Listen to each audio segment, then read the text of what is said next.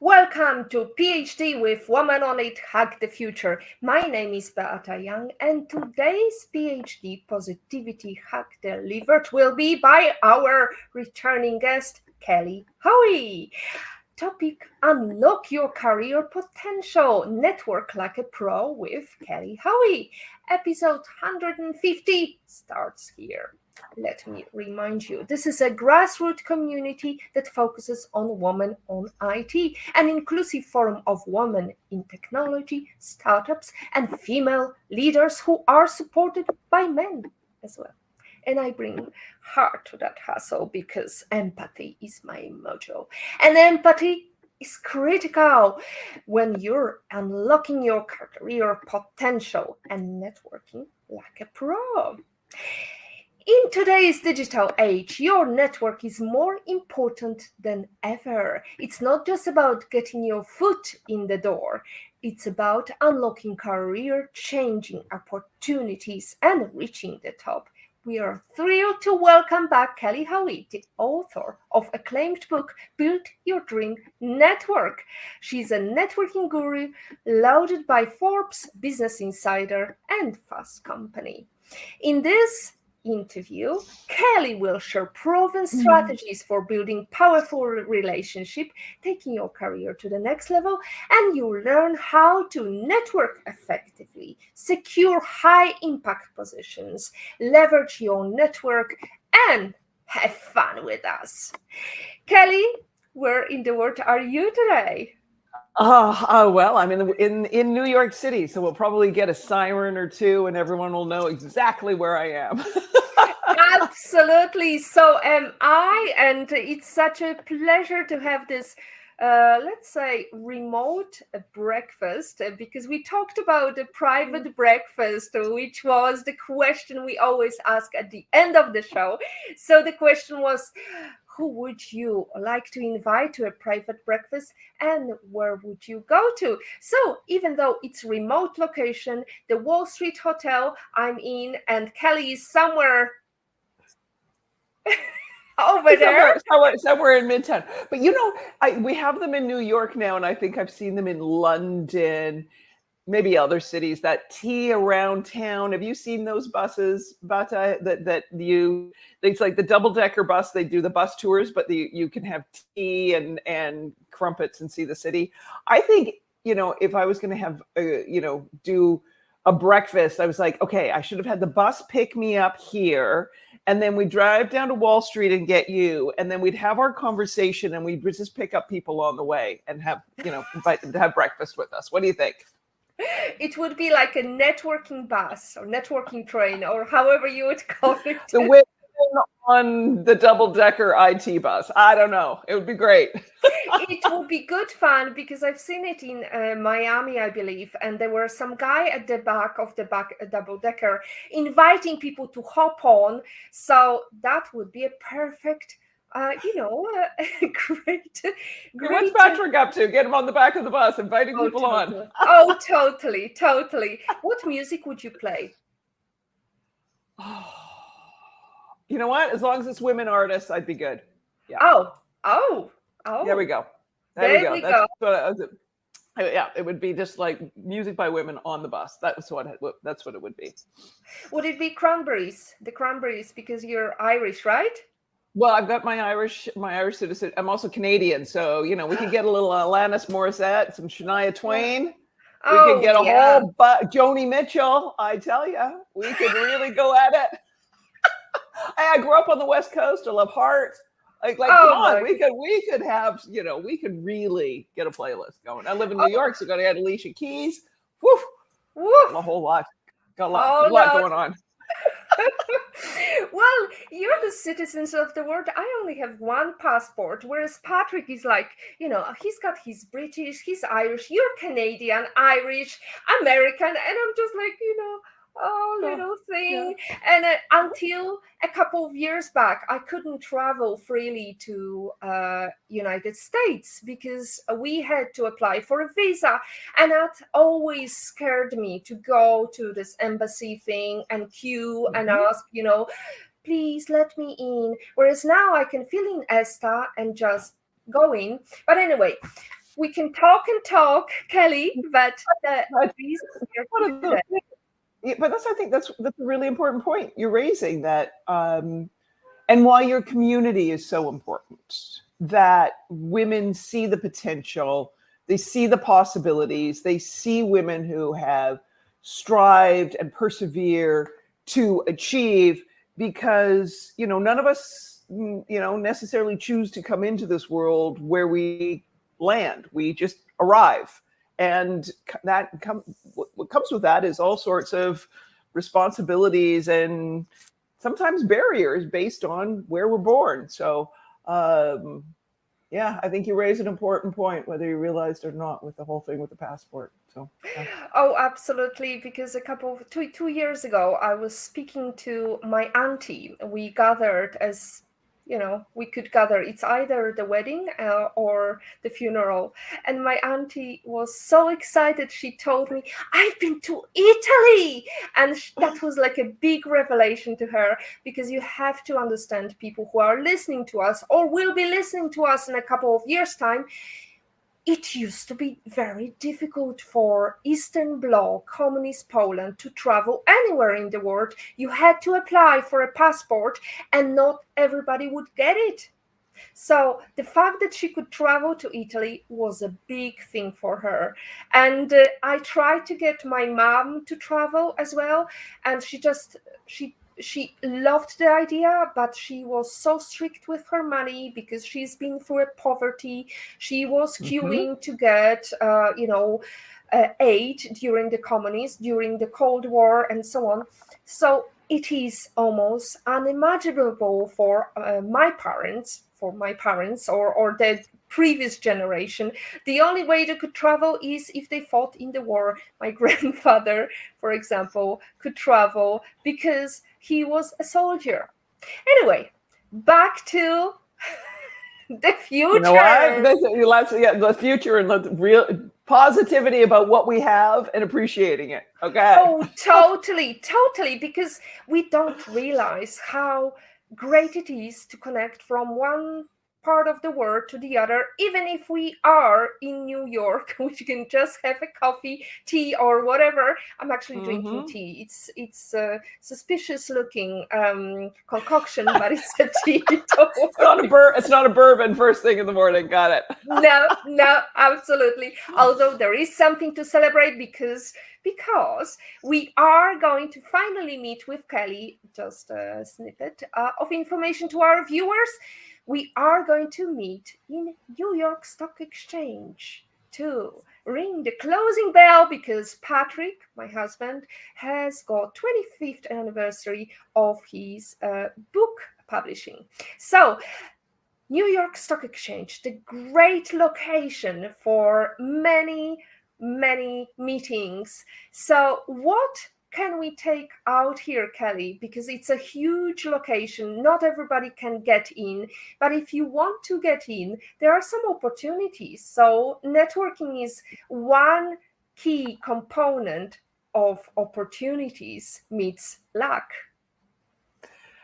Yeah, but let's think about what the New York Stock Exchange, represents. I mean, there is the, I want to say, the reputation, the pinnacle for many companies to be listed on the New York Stock Exchange. So it represents vision. It represents ambition. You're listed on the stock exchange because you're providing something of value. You're listed on the stock exchange because of contributions in terms of employees and communities, not just dollars, and that ability to bring a vision from a small idea to life and bring that community along with you. So even though we could look and see with publicly listed companies, whether it's the CEOs or the boards, they don't have the representation, and they're not as reflective of what our society looks like. I think it, in terms of women and ambition, is to look at it and say, right, what is this bigger thing that the stock exchange represents, and how am I moving in a direction with whether it's your career or your company, where am I moving into vision that I become such a, storied reputation and kind of pillar that other people want to aspire to be, connected into and part of. Oh, absolutely. But look at the CEO of New York Stock Exchange. Lynn Martin is actually leading the change for and being on top of a huge stock exchange is definitely something to aspire to become one day, because we need more role models like Lynn Martin, like yourself, Kelly. Like you. But also, this is like one of those things. Like, where do women belong? We belong in the stock exchange, right? We belong having big visions brought to life. The other thing the stock exchange represents, it's about investment. Where are you investing in yourself?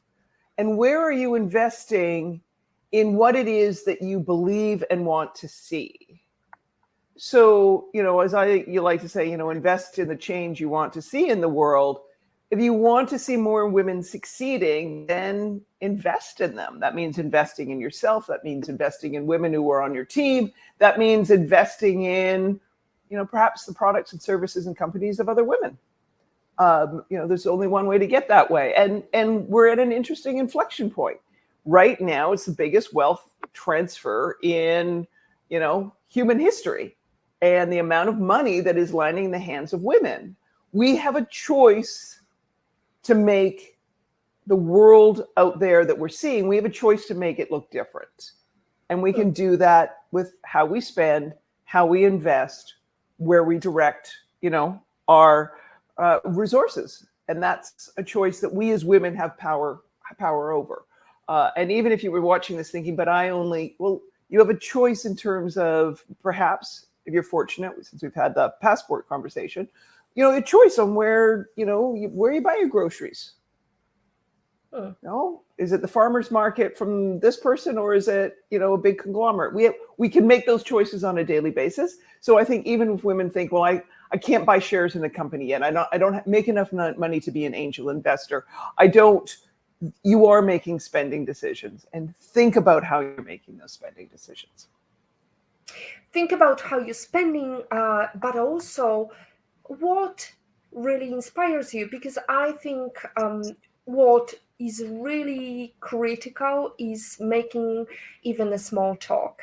When you talk about small groceries, these people who during the afternoon they pick up stuff to then put it into their stall in the morning, and it's over and over, and you can learn so much from talking to everybody around you, right? Can talk about this little people, the small people that really are critical to your career, because they will remember you when you fall down from the top, right? Right. Well, I think we forget the momentous impact that small, consistent actions over time. And we always sort of think with networking like some big, grandiose, activity is going to unlock a network for us.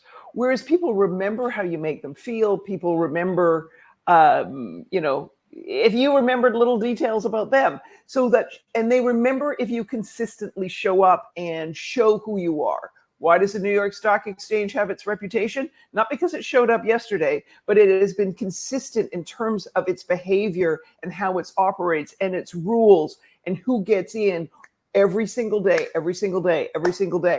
And so we as humans, people interacting with others, you need to say, what, how do I show up every day? And am I showing up every day?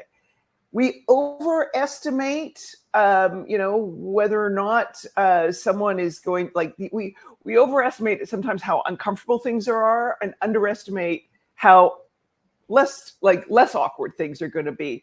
We really underestimate the value of just telling someone thank you, or I really appreciate what you did, or expressing that gratitude. And Beata, you mentioned empathy before. Empathy is huge, and it is not difficult. David Brooks, in his book, what's it called? How to See a Person. he mentions his greatest interview of all time. And I mean, this is a guy who has, award-winning journalist, New York Times, Wall Street Journal, all the, accolades in terms of best-selling author. His greatest interview of all time happened in 1991 in Moscow, in Red Square, big, protest out there in Red Square. And he meets a 94-year-old woman. This is his greatest interview. Why is it his greatest interview? Because he asked this woman, what brings you here? Like, here's this 94-year-old woman. Mm-hmm. What brings you here? And she sort of said, well, this brings me here. And he looks at her, he goes, tell me more. And then she told a bit of her story, and he goes, and then what happened? And then all he said to her is, then what happened?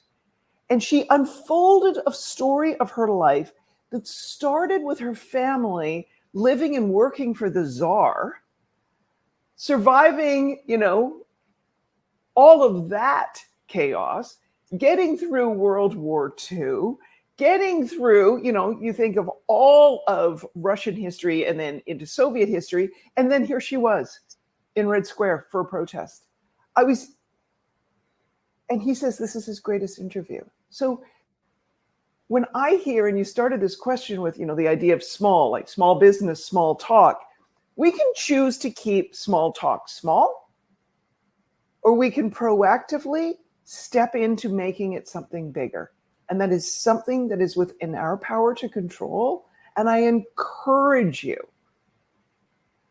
to invite and accept the invitation to have small talk turn into bigger talk. Oh, I love it. I've got chills down my spine, Kelly.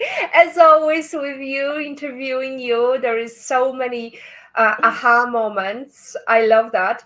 So beyond the traditional elevator pitch or small talk, what are some creative ways to introduce yourself and to build rapport during the networking opportunities? Well, what I would encourage, since you mentioned elevator pitch, what I would encourage everyone to do is write down your elevator pitch. Write it down. And I don't care if it's a 30-second, 60-second, 90-second elevator pitch. And then I would like you to look at it and say, where in the first sentence do I put a pause? Like that pause, like a big pause. Japanese businessmen are comfortable with an 8-second pause. We are no near that in the Western world. We probably can stand about a half second, if that. So where are you going to put a pause? And where I encourage you to put a pause is after about your first 6 or 7 words. Because then it invites the other person to lean in and say, tell me more. And then you're turning your elevator pitch or your introduction into a conversation. So let me give you an example. There was a woman she was a partner at a big firm, and I was coaching her. And she was putting together her elevator pitch, for business development, whether she was at a networking event or something else. And she started off I said, all right, let's just do it we'll practice this. We'll do it with like you're just doing the usual question thing. So we're at an event and I come up to you and say, hi, I'm Kelly. Who are you and what do you do? And she's like, hi, my name's so-and-so. I'm a partner at, oh my God, it was so, I looked at her, I said, oh my God, this is so boring. Secondly, if you just dump a bunch of legal jargon on me, I'm just going to phase out. Where's the, give me something that I don't want to at a New York networking event meet someone and then want to do a super big gulp on my drink and run and get another one to get away from them. So I said to her, what do you really do? She said, looked at me and she said, I open new markets in the pharmaceutical industry. Mm-hmm. I said to her, oh, tell me more. She says, I'm an intellectual property attorney. And I represent manufacturers and pharmaceutical manufacturers of I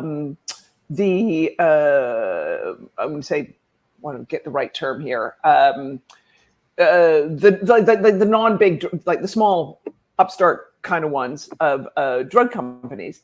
And what I do is we challenge weak patents held by big pharma so that cheaper copies can get on the market. I said, what do you mean weak patents? All of a sudden, what had previously been a conversation of, or like an elevator pitch, which was just sort of a tsunami of jargon and words and no story and disconnect, because of 6 or 7 words and a pause that invited conversation, and then a sharing of information to learn all about weak patents and generic drugs and all the rest of this kind of stuff. It was absolutely fascinating. And here I am coaching her, and I'm like, tell me more. Like, this is interesting. This isn't me. This is beyond me coaching you now. This is me fascinated by what you do. And that's what we want. So as much as I think it's important to, kind of practice an elevator pitch, there's times when you're going to have to get on stage, you're going to have to, use these things. But if you're in front of another person, I strongly encourage you to say, right, what are the building blocks of my elevator pitch? How do I turn this into a conversation? And one way to do that is insert the pause after about the first 6 to 10 words. Perfect strategy, and I feel obliged to now fill in the gap after this pause. That's a build your dream pitch strategy, and your book emphasizes forging genuine connections. How can we navigate the fine line between building relationships and appearing self-serving? Because quite often we are trying to sell. Life seems to be transactional. How to appear genuine and interested? Listen, some things are transactional, right? You do have it, but think of it this way. And I learned this from Janet Hansen, founder of 85 Broads, and she had been a trader on Wall Street at Goldman Sachs. Some things are good trades. So decide, we'll just keep on the stock exchange reference today, Beata. But this is where, what's a good trade for the other person? Like what's wrong with saying, you know what? I know you have this problem, or you have this, you have this need. I have the solution for it. I think that's something that, in terms of women, to be able to say, right, I did meet this person last night. I've known them for a hot half second, but I have what they need. I am going to pitch them this because I know I can sell them, so I can save their business, or I can expand their business, or I can help their business. What I ruffle at, a lot of times, and particularly women, that, they think of networking as transactional. So when they think they don't have a transaction, they're not networking. But the reality is that the thing that a lot of women, sort of bristle with networking is the word transactional comes up. If you were showing up continuously for your network, you're just there. You're there to be interested. You're there to listen. Maybe you're there to pass on information. Maybe you're just like, I don't know, we'll see what happens sometime down the road. That is I want to say, the building of a network around you, the noun, the network, versus engaging in what I think can turn into an inauthentic feeling activity, because you have left relationship building to a low priority back burner item, and now you're showing up at a time of high need, as opposed to being able to sit down and say, gosh, I've got some things I want to get done. Who do I know? Who in my network, if I place an email, place a call, they will, pick up and provide me with some solutions. So, hopefully that provides some guidance. I think the showing up continuously, to understanding that consistency in showing up and being there, even when you don't need anything, is really critical to building the relationships that you authentically want and need around your career, your venture, your business. Well, we talked about it so many times, Kelly, because we had previous episode, it was episode 15, we talked about building the success network you need, and episode 83, networking strategies for a seat at the table. And quite often we struggle with being intentional, with showing that we really want to get that job or we want to get that position at the table. So your strategy, number one strategy, to stop dwelling and being cerebral about building transaction. Yeah, and I think the first thing women need to do is admit what they want. Like, what is it you want? I think there is an element in all of this, Beata, about owning our desires and our ambitions. It rubs against, I mean, I don't know where you put the pin down in the world. It rubs against, stereotypes, expectations. And, not only can, the other gender be hard on women, we can be hard on other women ourselves. So I think there's an element of women owning what they want and choosing how to go after it. And rather than all of us criticizing, I think it's a way of saying, okay, she's going after this, and why not? And why not me? Absolutely. Then it comes the fact of we are sometimes not narrowing down what really we want. You talked about it in some interviews about, I'm looking for a job. Can you recommend something? And it's such a broad task to give to someone. So what should we do instead? How should we approach what we need and narrow it down so all the work is on us, not the other person? Yes. I was talking to someone about this just yesterday. And as I like to say, there's some neuroscience involved here. As to neuroscience, they refer to this thing between our ears as a cognitive miser, which I absolutely adore that expression.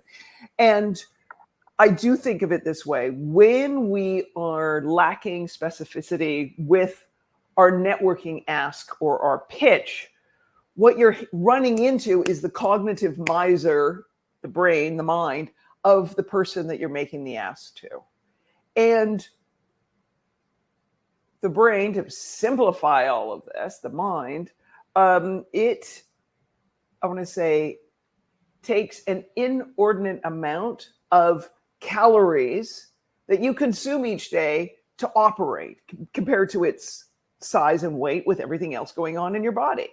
So if it can save energy, it will.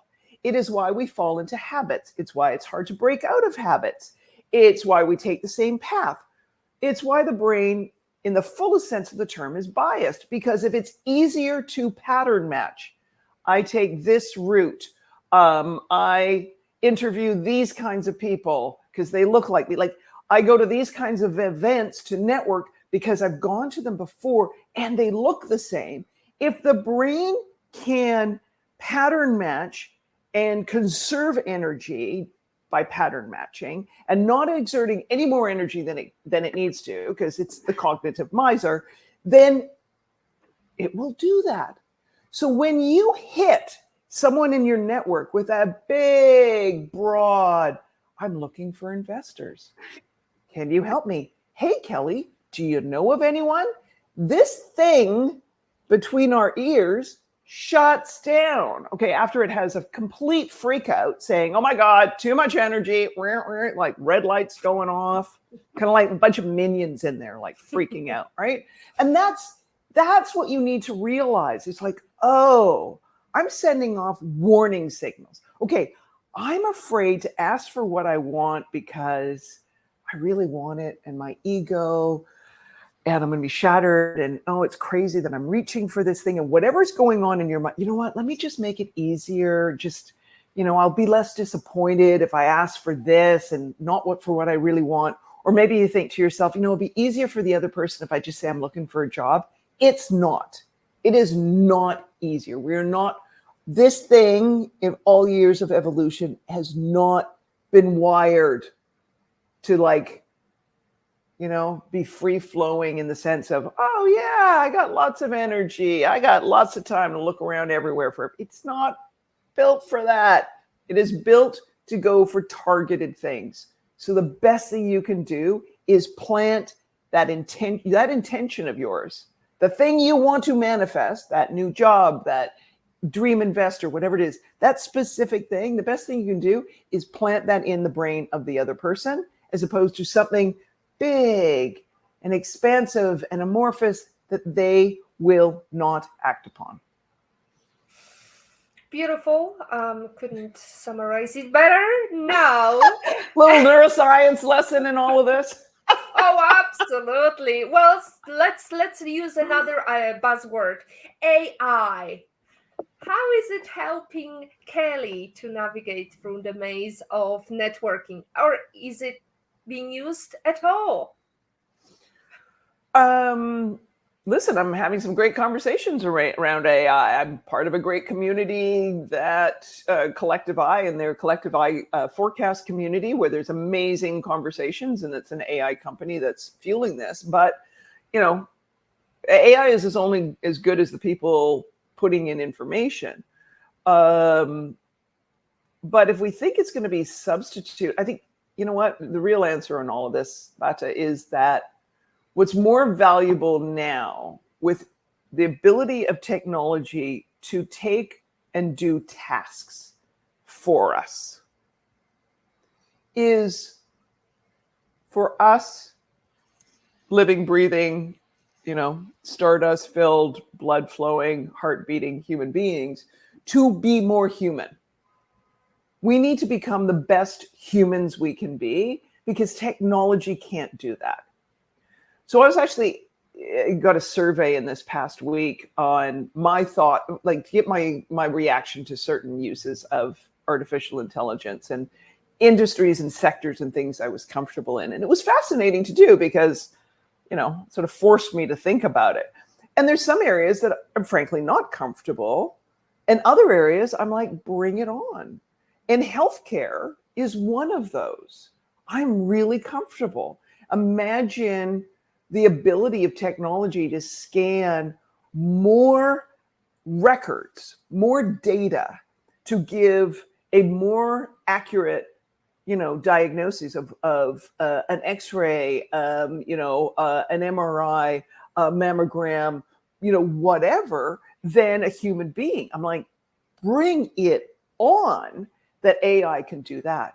And then give me a really empathetic, compassionate healthcare professional to talk to me about it.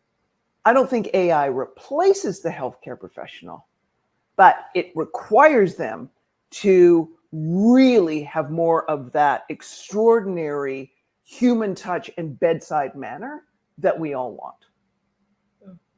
And that human touch is critical when you're networking, so it can't be replaced. However, AI can provide some hints and tips on networking, can it?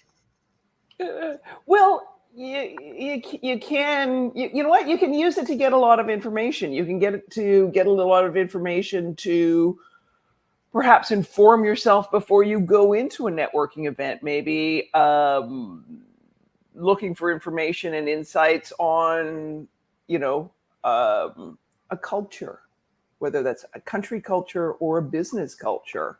Maybe you're getting more information on a particular group. Maybe it's a particular topic.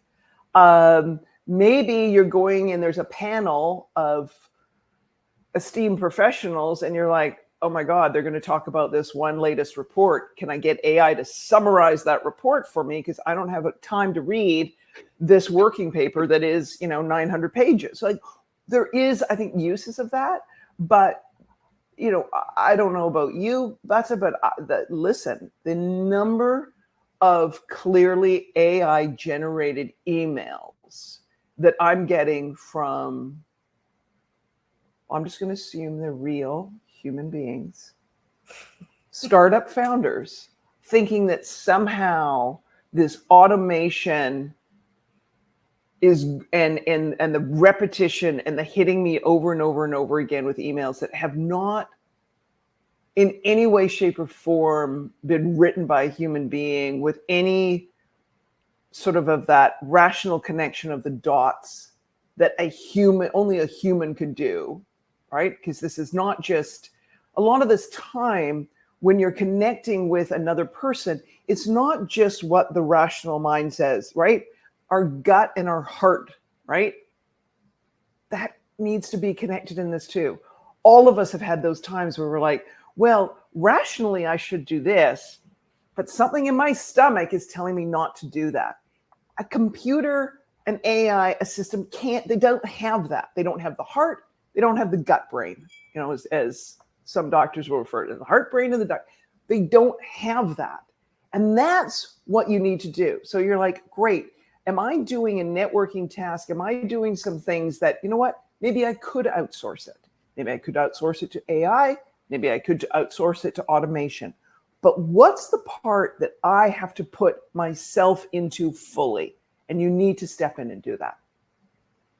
Well, it's almost like in this joke, Saturday Night Live or wherever I've seen it, say hello if you would like to get connected to a real person, and people are trying to say hello and it doesn't recognize your voice. However, I think also, Kelly, there is a great aha moment, which is creativity. I do not think AI can replace human creativity and the art of improvisation, because so often you have this moment of your brain connects. You talked about that. I have some experience about that. And no AI gets in your brain to really talk about what you thought in that moment. Well, let me give you a very New York and very basic kind of example that brings together some of these things between small talk and AI and whatever. I went out for an early morning walk, came back. I live in a doorman building, which means there's 3 sets of doormen, sort of shifts. And the doorman who was on was like the night shift. So, coming up on 8 in the morning, usually not the most chipper human being in the world because he's been up all night. And he's kind of excited. And I said, hey, how are you? And he's like, good, I've got butterflies. Okay, that's weird, right? Like all of a sudden, that's an interesting word choice. First of all, you're really enthusiastic, and not just because it's a sunny day and you're getting off shift. You've used this word butterflies. You can't tell me that a computer is going to be like, butterflies. What do you mean you got butterflies? It's going to be like butterflies of da da da da da. It's going to give you some analysis rather than saying that's interesting word choice. Butterflies said by a human in this context likely means, what are you excited about? What's going on? What's different with your day? With what's happening with you? Let's have a conversation about that. And it ends up he's taking a road trip, going to the Midwest for the first time. And that was, right? And all of a sudden he's like, I'm going to flying into Omaha. And I'm like, I know someone there. They've got a great store, fabulous female entrepreneur. You should go and see her. She'll have recommendations between here and when you get to Denver.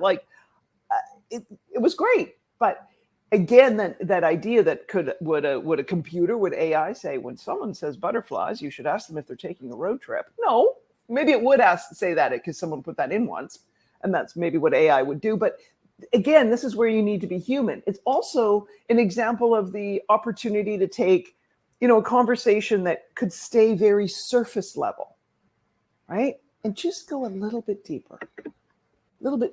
Butterflies? Why do you got butterflies at 8 in the morning? Taking a road trip, right? Anyway. Well, I thought he's gonna say he fell in love with you, but anyway. See, Exactly. if he'd said butterflies, you're like, what do you mean butterflies, right? Exactly. Let's explore this, right? So there's the difference in where the uniqueness of humans and our own experience and what we bring to an interaction. And I think it's really important and powerful for us to do that and embrace it. Oh, absolutely. So you think that AI will replace people? No.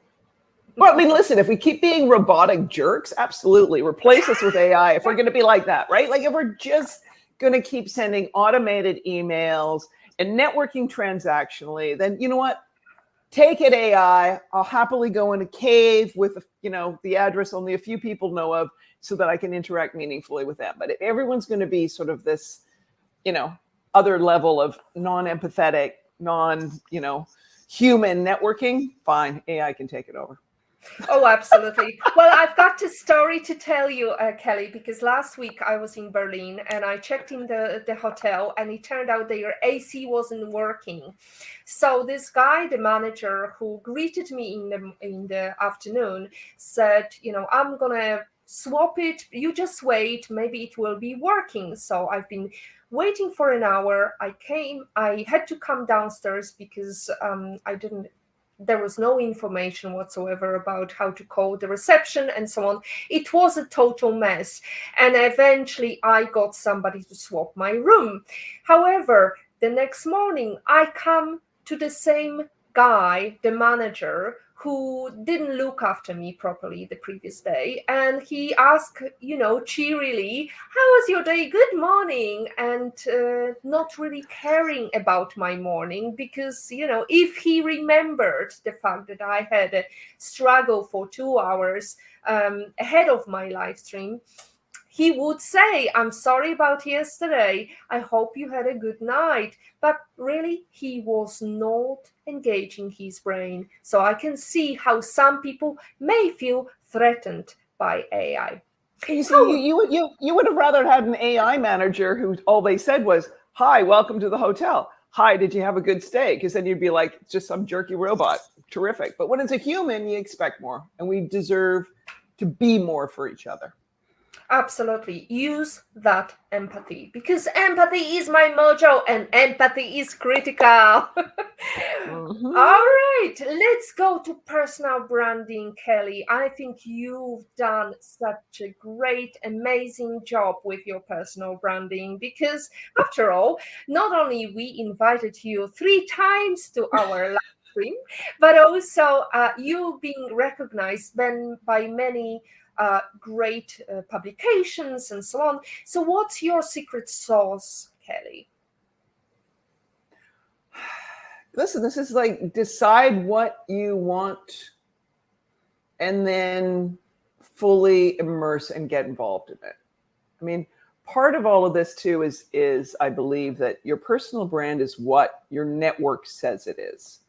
And your network will know who you are and what you stand for only if you get involved.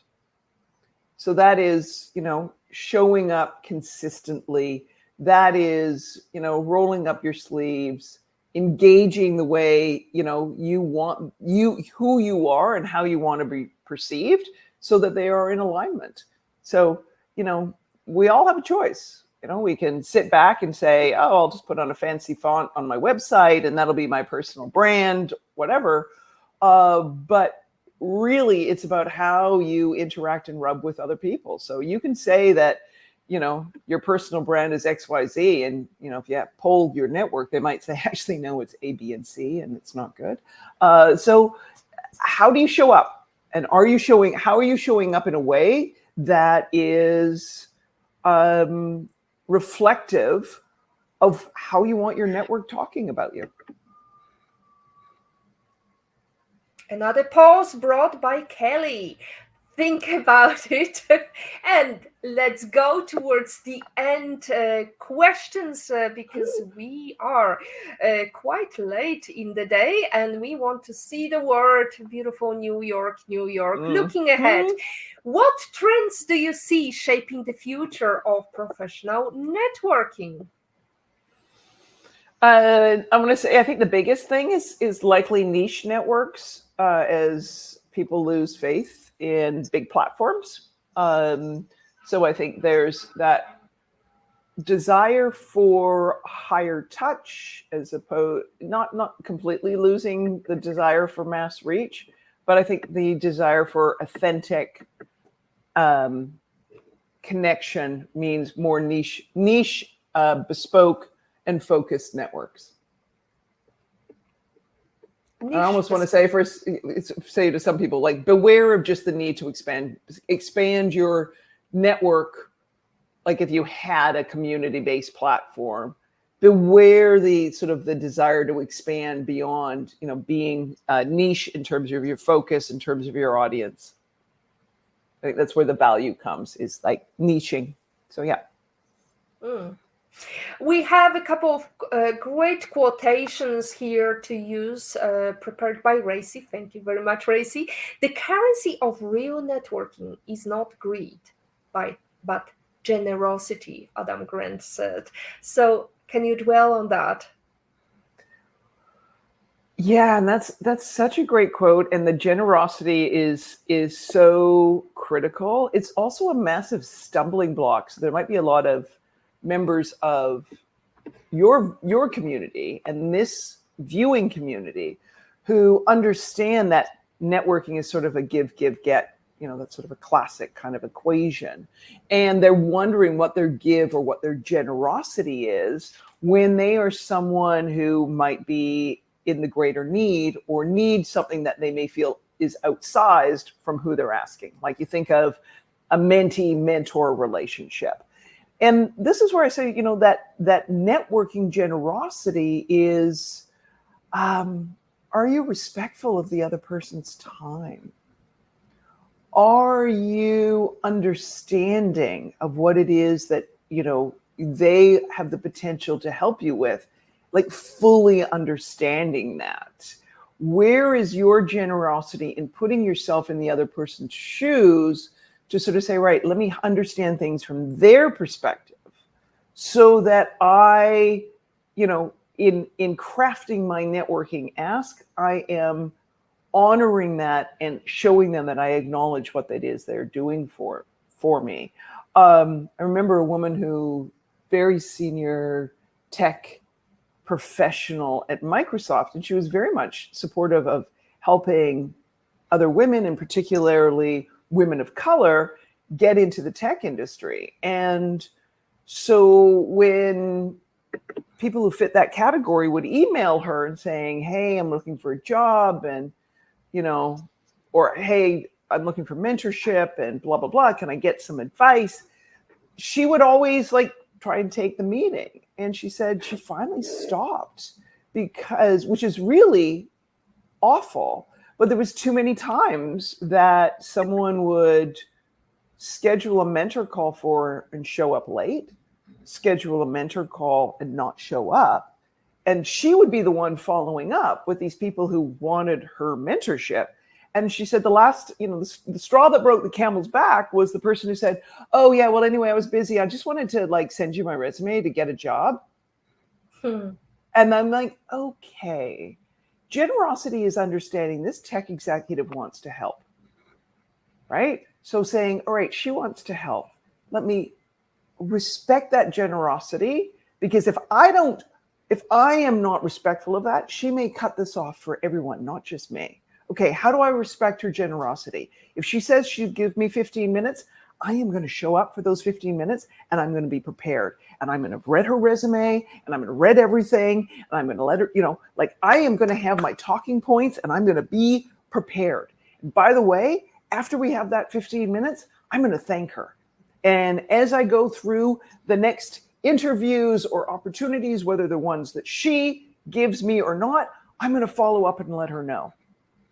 That's generosity.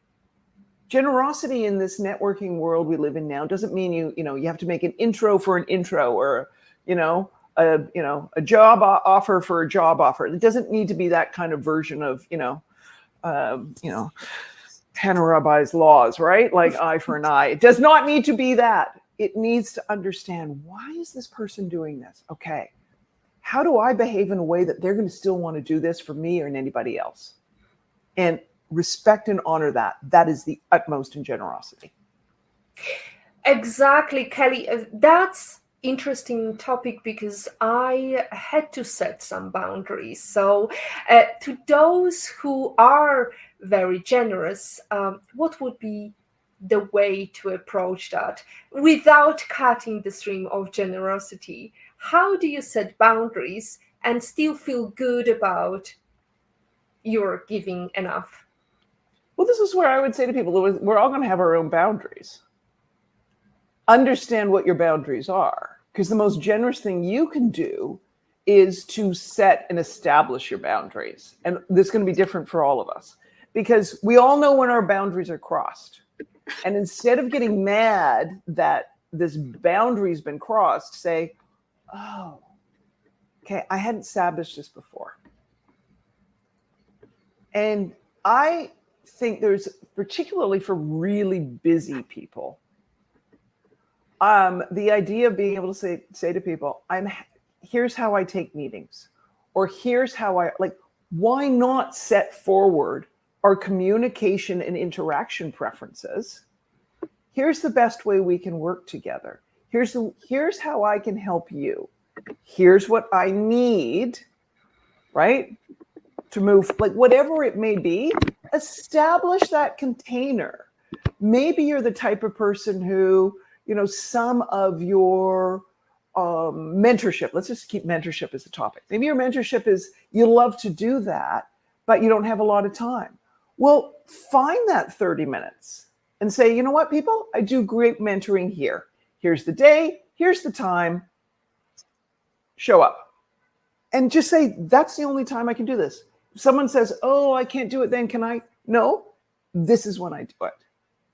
Maybe the other thing in terms of, I would say to people who want to be generous and know that they have this limitation, right? Because I think sometimes we move our boundaries. We go beyond our limits because we're like, oh God, you know what? Have a roster of people you can recommend. Always have that handy. Oh gosh, I'd love to do that, webinar. I'm not available then. Here's 3 people you should talk to. Because how many of us do get, oh my God, Beata, you're the only one who could do this. And you're thinking to yourself, I am not the only one who could do this. Thank you for the flattery. And here's 3 people I recommend. So that's where I'm like, all right. Yeah, how you can maintain your boundaries and not feel guilty and bad about it, communicate them, and have recommendations, particularly if you're a woman, have other women to recommend that you can put in your place. Beautiful. Kelly, we are almost at the end of the show. I'm wondering, anything changed in terms of your life lesson quote? Which life lesson quote are we working on mine now? I think, sort of like New Year's resolutions. What am I updating? What have I updated? Here is one I want to Yeah. bring to this discussion, because you talked about your book, Build Your Dream Network, and there is a great quotation by Les Brown: "Walk with the dreamers, the believers, the courageous, the cheerful, the charitable, and the forgiving.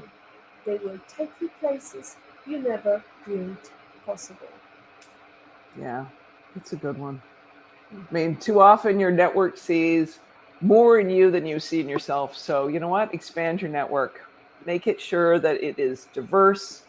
Make sure that it is a network that lifts you up as opposed to fueling you with their fears. Make sure that you've got a network that, not only, sees bigger possibilities in you, but can, support you in pursuing those bigger possibilities. Absolutely. Kelly, that's been wonderful to host you again. And thank you so much for sharing your insights and experiences and your great passion. When is the book coming? Oh, I'd say I have chapters with my literary agent, and I'm so excited. She has tons of comments. So I have drafted, ripped apart, redrafted. She said to me, I got to warn you, I got lots of comments. I'm like, good. I don't know what it is this time. It's like, bring it on. I want the feedback. I want more of that input. I don't think the first book, I was at a time and a place where getting a bunch of feedback or criticism, constructive criticism from somebody would have been, I don't think I was in a place to take it, honestly. I think because of my life circumstances and where I was at, I was feeling pretty fragile. So I think if anyone had said, this kind of sucks, Kelly, rewrite it, I think I would have shattered, honestly. And this time around, I'm like, no, bring it on. Bring it on. So I'm excited to get her comments. Excellent. And let's not forget, to those who didn't watch our previous show, the book is a very scientific approach. Kelly, tell us about the scientific approach to this episode of your dream network. Yeah, there's just some very interesting research on the network structure. So let's think the noun, not the verb. The noun network, the people around you. There's very interesting research on the network structure of high achieving women. And high achieving women have and leverage a very different network structure than anybody else. And given that this is a pattern that appears across industries and sectors, so it's not limited to women in corporate America or women going into corporate America or something like that, it sort of behooves every woman who has bigger and bigger desires for what they do with their life. And I put it that way because it's not just about grabbing a brass ring or ringing the bell at the New York Stock Exchange. It's not just about ambition in terms of, the dollars and the number of zeros behind a number in your bank account. Is like, what do you want to do? And here is a very critical network structure, as well as some other factors that you need to think about and start kind of looking at your life, what it is you're pursuing, how you're pursuing it, and who you've got around you that, behooves you to change. If the pieces aren't in place to get what you want. Mm. As always, our positivity quote comes from Positive Thinking Only and goes, look for something positive in each day. Even if some days you have to look a little bit harder. Kelly, it's been a pleasure to host you today. I'm looking forward to the book publishing. Stay tuned, everybody. And in the meantime, you can book Build Your Dream Network online, whichever sources you choose, and check the website of Kelly Hoey. If you don't like something, change it. If you can't change it, change your attitude. Whether it's networking, whether it's this morning coffee you have, wherever in the world you are, please pursue your dreams and pursue your dream network of the future. Today is your day to hack the future you want. Thank you.